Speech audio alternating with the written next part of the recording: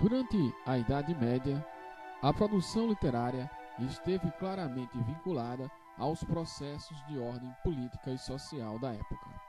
Em meio às invasões bárbaras, ocorreu um processo de ruralização da sociedade que dificultou a produção literária entre os séculos V e X. De fato, a grande parte da população medieval não tinha acesso aos livros e nem sequer dominava a escrita de algum idioma. Um exemplo dessa situação pode ser visto nos próprios destinos fundados pelos processos de cristianização da Europa. Por não saberem ler, muitos dos convertidos tinham acesso às narrativas bíblicas por meio de imagens que buscavam estruturar uma narrativa. Dessa forma, podemos ver que a adoração a imagens ganha espaço mediante as dificuldades impostas pela falta de obras e instituições que pudessem facilitar o acesso à literatura. Na Alta Idade Média, podemos assinalar que o Império de Carlos Magno, 800 a 887 d.C., foi um dos momentos singulares em que as atividades culturais e intelectuais, incluindo a literatura, tiveram relativo prestígio.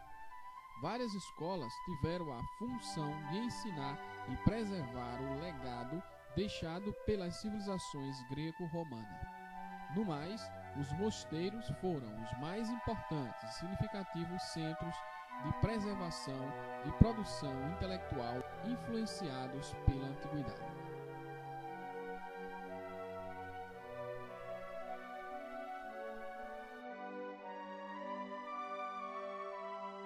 A princípio, não se pode falar de uma literatura anglo-saxã na Idade Média, justamente porque os povos anglo-saxões não apresentavam um alfabeto.